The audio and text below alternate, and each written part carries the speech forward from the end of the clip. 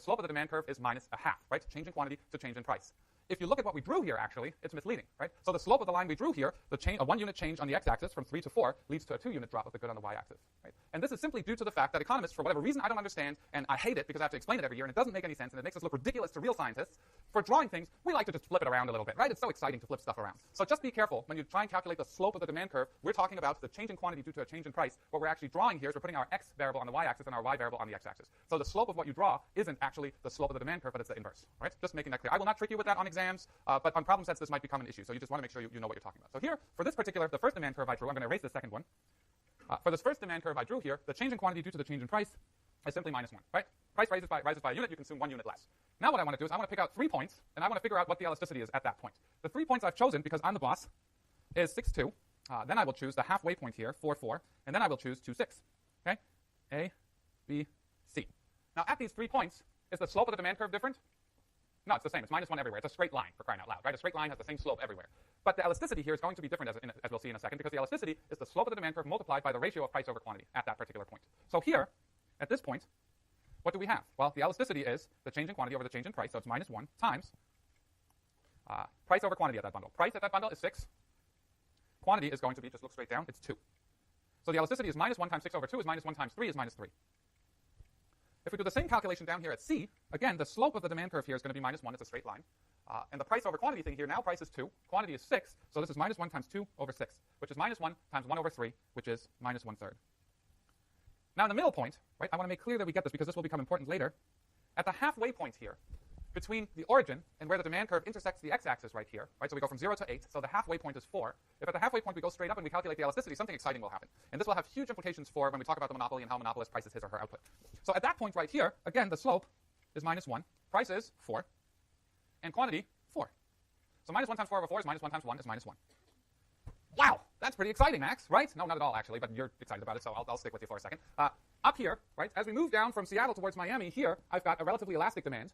Here, I've got a unitarily elastic demand, and down here, I've got relatively inelastic demand. So on the regular straight line demand curve, we start at the top with relatively elastic, move halfway here towards unitarily elastic, and then have relatively inelastic demand down here. So you could do this for different bundles, right? Pick 5, 3 right here, and figure out what the elasticity is going to be. It's going to be minus 5/3, which is a little bit less than 2, right? Still relatively elastic. If you pick 1, 7 right here, down here, it's going to be minus 1 times a 7th, it's minus 1/7, relatively inelastic. So we can split our regular old demand curve into 3 parts. Let's get fancy with some colors here. Red, red's good. So this portion here, oops. Try that again. This portion right here is relatively elastic. This portion right here is relatively inelastic. And this dot right here is unitarily elastic. Okay? So the regular linear demand curve right here at the top left portion is relatively elastic, at the bottom right portion is relatively inelastic, and somewhere halfway between 0 and where the linear demand curve intersects the x-axis, it's exactly unitarily elastic. Right? So, or another way to put this, to the left of the halfway point, we're relatively elastic. To the right of the halfway point, we're relatively inelastic. Now, are all demand curves like this? The answer is no. Right? Most demand curves actually aren't beautiful and linear like this. Demand curves look kind of funky, right? So you could think of demand curves that look something like that. They look like an indifference curve. Demand curves have really funky shapes depending on the good you're looking at. So this holds for these nice linear demand curves. For demand curves like this, the elasticity could actually be the same everywhere. The reason for this is as you go down this demand curve, not only does the ratio of price to quantity change, but also the slope of the demand curve changes right here. So if the slope of the demand curve and the price-quantity relationship change in exactly a nice proportional way, you could have a constant elasticity demand curve where the elasticity is the same everywhere. And these are demand curves that are really popular in modeling, but you have to do a lot of calculus, and most intermediate microeconomics classes, except for the crazy math ones, don't deal with demand curves like this. This is for grad school. Come see me in 2 years. If you think you're miserable now, look at poor Josh in the back. He's been suffering for this. He's still smiling. He's got a quarter in his pocket, so he's holding up well. But grad school is much harder than undergrad, right? How much harder? Twice? You're being humble. It's excruciating. So grad school is really hard. I remember it was the most miserable 5 years of my life. I'm not afraid to admit that. But we're going to stick with linear demand curves here. I just don't want you to walk out in the world and say all demand curves are linear and they're relatively elastic at the top and relatively inelastic at the bottom. There are different demand curves, and if you want to know about those, I'm happy to talk to you about those. Now, are price elasticities the only elasticities we will be worrying about in this course, Professor Max? No. I want to worry about income elasticities of demand too. So price elasticities of demand tell you something about how responsive quantity demanded is to the price of the good we're talking about. But now I want to walk into Engel land. Engel actually means, angel in German.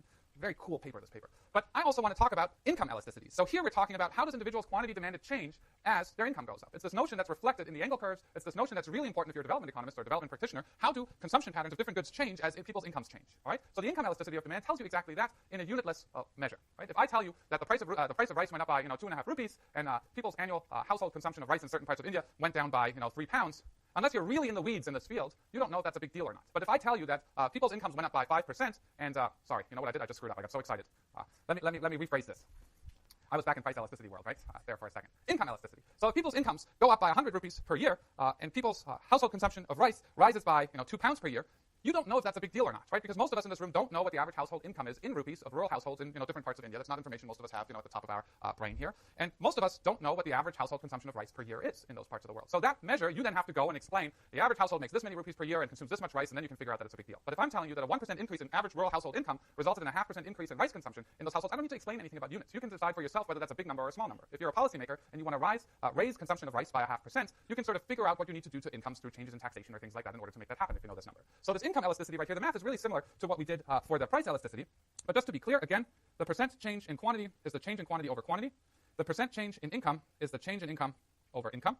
So if quantity goes from 100 to 110, the change in quantity is 10. Over the 100 you started with, it's a 10% increase. If income goes from 1,000 to 1,010, there's a 10 units change in income divided by 1,000, you're at 0.1%, right? So that's what this is. We do our crazy math again, where this thing migrates down here, this thing migrates up here, and we are at change in quantity over change in income times income over quantity. What is this thing here? Change in quantity over change in income. It's the slope of something, but it's the slope of what? What does the demand curve vary? The demand curve varies price, right? What was the other thing? Angle curve, right? The angle curve tells me how much does quantity change if income goes up. So this thing right here is the slope of demand with respect to income, right? From your math handout, you realize that demand is a multidimensional thing. But in simpler terms, this thing right here is just the slope of the angle curve, right? If the angle curve tells you that a 1 unit increase in income leads to a 5 unit increase in quantity demanded, then this number is going to be 5. Then all you need to know on that angle curve, at what point do you want to calculate this elasticity? You just pick a point in the angle curve, read off the income, read off the quantity, and you can figure out the income elasticity of demand here. All right? That's pretty nice. It's very similar to what we did with the demand curve a minute ago, but I'm not going to go through it because it's all exactly the same. But what I do want to do is I want to build some more intuition before we get to the really hard part of this lecture on why this is important.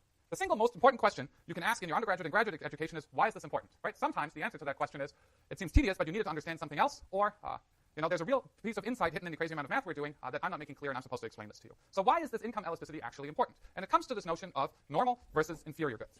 So what I want to talk about quickly, well, not quickly, I actually want to talk about it for a while, is the following.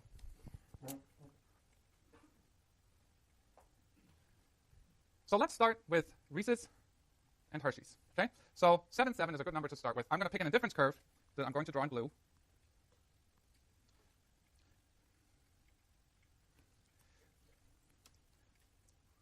Nice. Also nice. Okay. So here's where what my optimal consumption bundle is, I1. This is my optimal number of Hershey's, given the income level and the set of prices that I have here. This is the optimal number of Reese's, right? This is snoozerific boring right here. But what I'm going to do is I'm going to let income increase. What's an increase in income going to do? An increase in income is going to take my budget constraint and shift it out parallel, right? Preserve the marginal rate of transformation because my relative prices didn't change. But income increases, I now have more money to spend on Hershey's and Reese's, so I'm going to go with this type of income increase here, 9 to 9. That is tilted. Let's do that right. 9, 9. Okay? And what I want to figure out is, where am I going to consume now that I have higher levels of income? But instead of actually figuring out one point, I want to figure out all the possible points I could go to, right? And the set of points I could go to are separated into 3 different areas I could go to.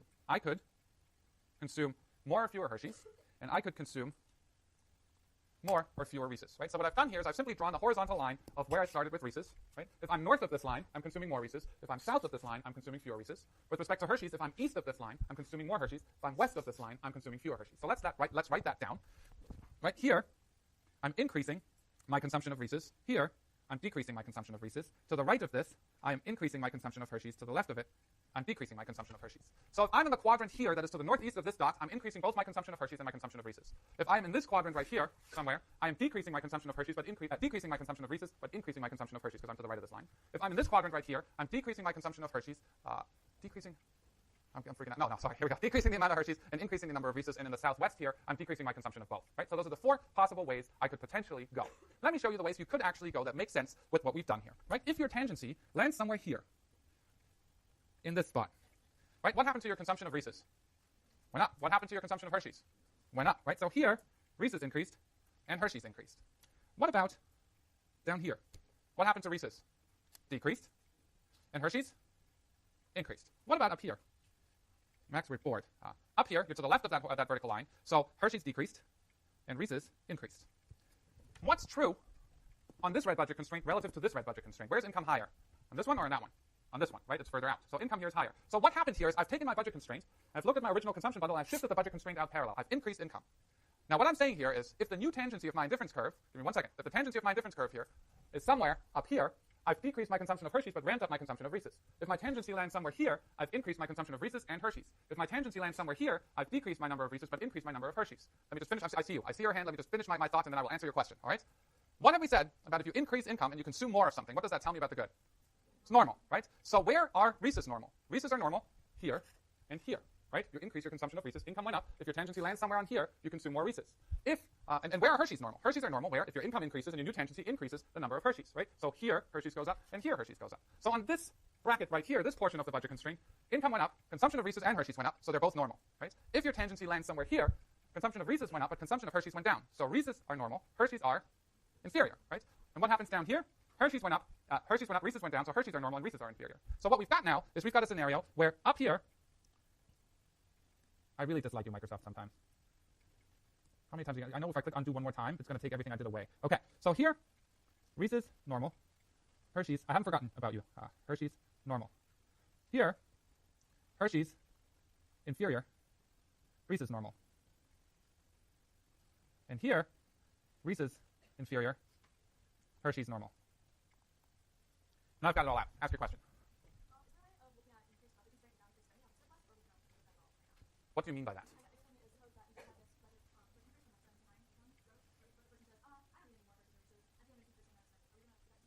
So for now, what you're saying is you're getting more money, but I'm just not going to spend it on these goods, right? I'm going to save it or spend it. So right now, I'm assuming I'm taking the universe of goods, and I'm assuming that there's Reese's and Hershey's, and you've got to spend it on these two. I know that's deeply dissatisfying. So let me give you a way that you can think about this. As you get out of class, what you're going to buy? What do you think the next thing you're going to buy is?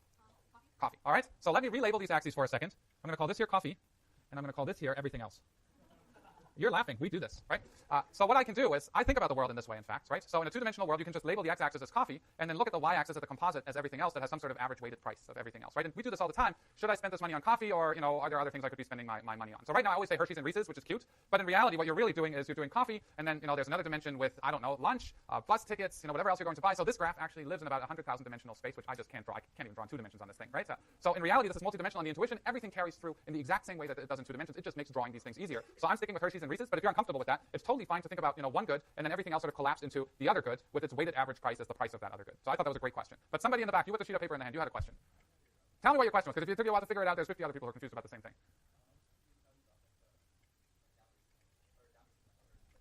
Got it, right? So just to make clear what we're doing here, this is my starting point, right? I have a budget constraint and an indifference curve. That's my tangency. That's my starting bundle right here. If I increase my consumption of Reese's, I have to go to the right of this point somewhere, right? So to the right of this point is more Hershey's. If I want to increase my consumption of Reese's, I have to go north of here, right? So points to the northeast are more of both because you're to the right and north. Points to the southwest here are less of both because you're going down and to the left. Points to the southeast are more of Hershey's, right? Because you're to the right of this line, your original consumption bundle, and below this line for Reese's. And points to the, what's this one? Northwest are fewer Hershey's and more Reese's. Does that make sense? Okay. Now the question I want somebody to ask, but nobody's asking it, you're going to ask my question. Ask it. What's the significance of? Different. This one? I don't know. Do you want to show me? You don't have to come up here either. I'm not quite sure I'm understanding the question. Are you worried about this point right here? The dotted line right here? Yeah. The significance of it is it's the thought experiment here, right? You start at one consumption bundle, right? We start at A. That's my starting point. So if I move away from A, if I move to the right of it, I'm consuming more Hershey's. If I move to the left of it, I'm consuming fewer Hershey's. If I move to the north of it, I'm consuming more Reese's. If I move to the south of it, I'm consuming fewer Reese's, right? It's just as we start somewhere, and we're moving away from that point. And I want to figure out in the space where I'm consuming more of which good and less of which good. And there's 4 possible states of the world, right? More of both, or more of one, less of the other, or less of one and more of the other, right? That's all that says. Question? You're asking my question. I'm loving it. Oh, you're cruising for the A+ in this class with that question, right? So just for that question alone, you should get one. I love it, all right? That's exactly the question I wanted somebody